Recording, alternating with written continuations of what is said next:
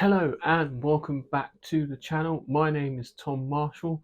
Today we are going to talk about Netflix's Frankenstein. Is it just another remake, a story that has been told hundreds of thousands of times, or is this something completely different that Guillermo del Toro has created? The film Frankenstein is directed by Guillermo del Toro, filmmaker you may recognise from such films as the Hellboy series, Pan's Labyrinth, The Shape of You. No, Shape of Water. Shape of You is an Ed Sheeran song. And many other films as well. And he is one that is not shy of using 90% of his film as practical effects. Things that you can feel, touch, smell, everything is all real in the film, which you can sense when you're watching it. And he is not shy in using it and is very renowned for this. And the film stars Oscar Isaacs as Victor von Frankenstein. The monster is played by Jacob Elordi, and it also stars Christoph Waltz as the benefactor of Victor von Frankenstein. Also, Mia Goth plays the love interest between Victor von Frankenstein and his brother.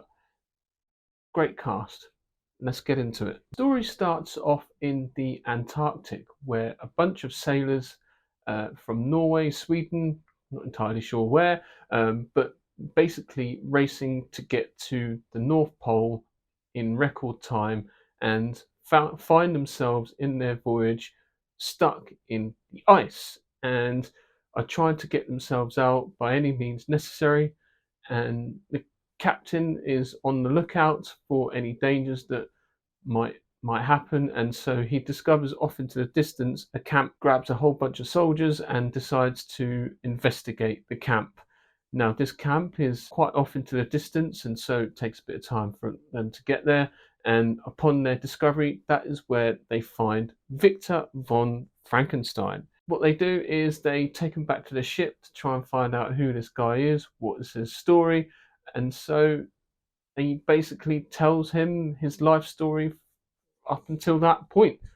His story from his childhood and how his mother died when he was very young and how he was very grief stricken by this. From his mother's death came the birth of his brother and the sibling rivalry that they had together, where his father, played by Charles Dance, very much neglected Victor in preference to his brother. So a lot of family rivalry going on between the father, the son, and Victor himself as well. Tells him that his father dies and so has to sort of fend for himself and grow up without a father from a certain point in his life. Then we see him again in adulthood at a disciplinary hearing at a college that he is attending, and he is basically talking to the faculty about life, death, and trying to escape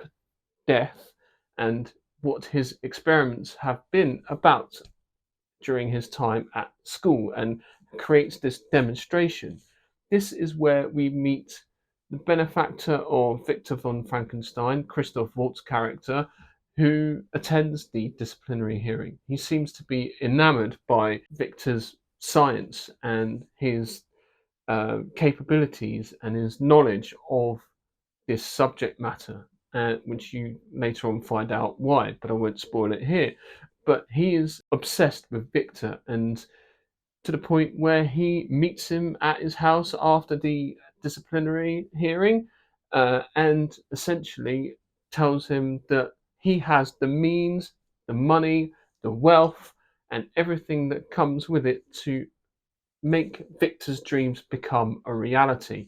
And this is where really the story takes off, is the relationship between Victor and this money guy who comes in to rescue and sort of make his dreams come a reality. So they partner up and chaos ensues. Whilst we're in the Antarctic with this group of sailors trying to reach the North Pole, this is where we are also introduced to Frankenstein's monster. You think at first Frankenstein's monster is just going to be this brute of a creation just hell bent on trying to find Victor. But actually, it has become at this point smart and articulate and has learnt and become aware of the world and its surroundings and has become sort of sentient in a way.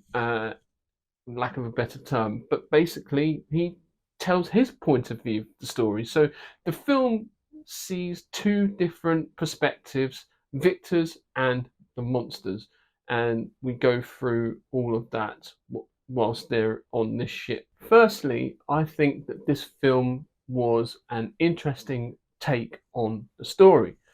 Initially, I thought the story of Frankenstein was that he was chased out by an angry mob and never to be seen again ever.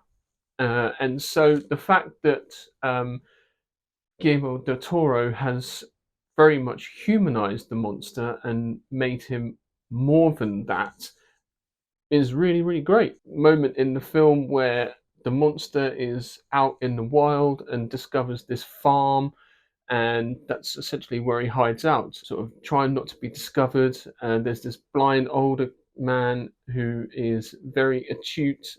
His other senses are heightened because he's hasn't got this gift of sight anymore, and so he senses the monster's presence in the house despite him hiding and all that sort of stuff. And so there's like this blind person knows that he's hiding, and so the other people in this farm venture off to find why there are, why this strange things happening in the farm, and leave the old man alone. And that is when the monster is essentially being taught the ways of the world. And there's this really great sort of sequence where he's being taught and he's been read to, and he reads himself and develops his personality and his brain and all that sort of stuff. And really, really sort of well done. And I thought that was a great choice to make. On the other hand, also the violence of the monster, as well as the uh, blood and guts, the gore, and all that is all part of the narrative. It's all supposed to sort of mirror what's going on in the monster's head.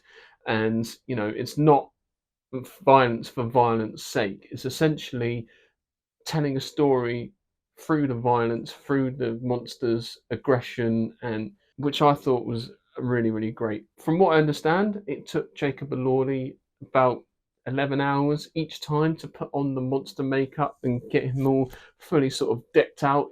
I don't know what happened to him, but it looked like he grew an extra 10 foot. Or maybe it's like the camera angles that Guillermo chose, or it was like the way he had the setups made, but he looked like 10 foot tall. It was remarkable how they made him like this larger than life character. And so, yeah, they did a really good job with the monster. Also, I thought Victor von Frankenstein was really well played by Oscar Isaacs, although I do feel Jacob Elordi was the outstanding standout character in this film. We'll get back to him in a minute, but Oscar Isaacs, you know, he does a really great job when it comes to wrestling the idea of grief, anger, and also guilt as well that he feels from his creation that he's made. And he emotes these emotions really sort of down to a T. It's really remarkable what he does here. I find that him wrestling with the idea of failure was amazing, and not seeing the potential of his creation to start with. Like, as soon as he heard the monster speak, the only word that he can say was Victor. He was just like in fury from his mistakes, and you know his mind. He couldn't.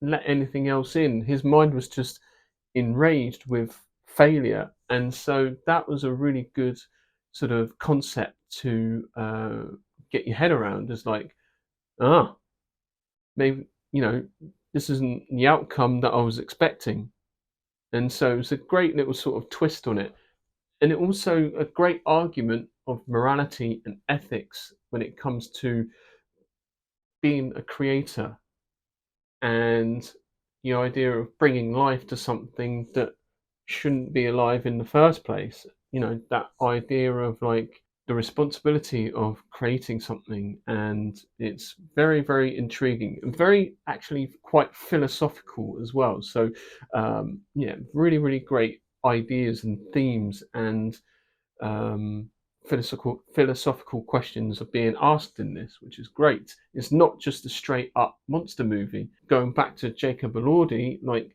to start with, Jacob's character, the monster, can't really sort of talk or emote or say what he's feeling. So everything he does is through like almost a child's eye. So he is experiencing everything for the first time, and you can really feel that when you're watching him. It's quite haunting, from playing with a leaf or just playing about with like the water around him in his little dungeon that he's being held in, and experiencing everything through touch when like he meets Mia Goth's character, for example, and how fascinated he is by her, which puts the idea in his head early on that because he's like a one of one, his main goal is companionship, which is the main goal for everyone essentially. So it's a very human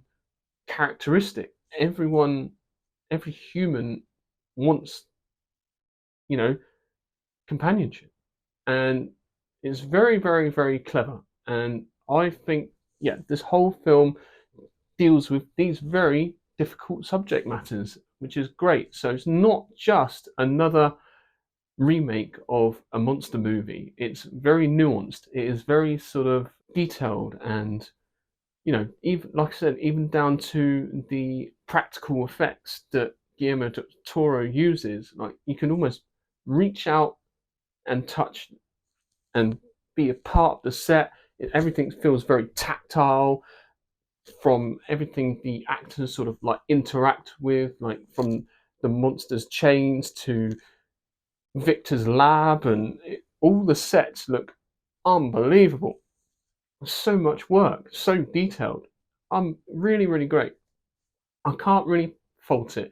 What I would say is, you know, 2.5 hours, 2 hours 45 minutes is long. Don't get me wrong.